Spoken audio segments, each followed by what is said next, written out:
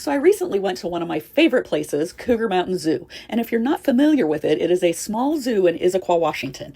It has gorgeous sculptures, beautiful fountains. It sits up on Cougar Mountain, so it has beautiful views of Lake Sammamish and the Cascades. But of course, the best feature is the zoo inhabitants. So let's get started. So when you first go in, you're greeted with the world of cougars, of course, the Cougar Mountain namesake. And what's great about Cougar Mountain Zoo is because they're smaller and more intimate, you can get up closer to the animals, but they also have lectures all throughout the day. So every day at set times, they have different lectures on the different animals. And it's really great if you have children, because then they can come and learn about the different animals. And they have signage all throughout the zoo that's educational. So I love that part. So this was the first time I've ever been there when both cougars were out of their den, but you can see one of them was napping. Now the other one did walk around a little bit, but then that one also went and decided to take a nap as well. But I did get a wonderful photo opportunity before he took his nap. What a beautiful cat. And then I went to the world of tigers, but none of the tigers were out. So kind of disappointing. They were in their den sleeping. Lazy cats. Then I saw some cranes. Not exactly sure what was going on here, but they were pretty cool looking.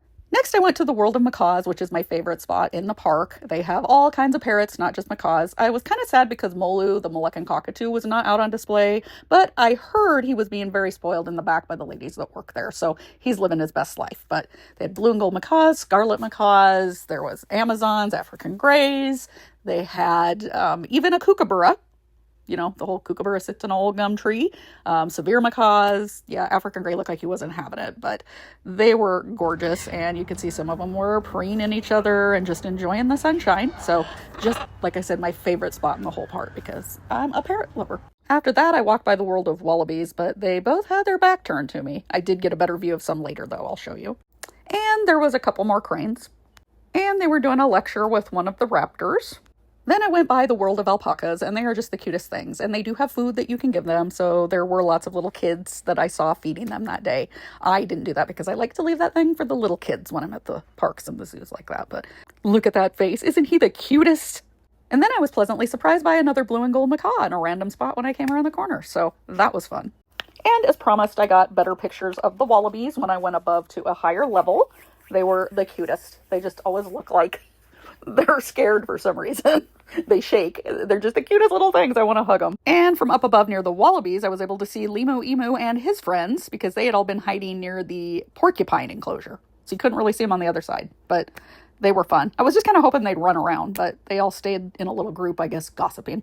And the park has some gray wolves, but they were both sleeping. Lazy day for the canines, too, apparently. And on a side note, I caught a glimpse of this really cool house that's next to the park.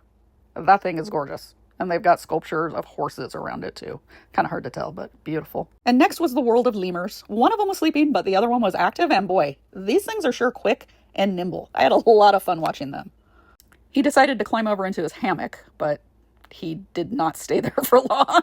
He got in there and then he decided to turn around and leave it. I was really kind of hoping I'd get to see him sleep in his hammock, but nope, that wasn't happening. And after the lemurs, it was the lion cubs. And they just got these 3 in last fall, and they are already starting to get so big. 2 of them were sleeping, but one of them was sitting there licking his paws. And look how large those paws are. Yes, they are going to grow in to those giant paws. It is just something else to think of how big they're going to be when they're fully grown. Amazing. So that was my fun day at Cougar Mountain Zoo, and to top it all off, one of the staff members gave me an emu feather, and they are so soft and dense. Just amazing. So if you're ever over in the Seattle area, you'll have to go check out Cougar Mountain Zoo.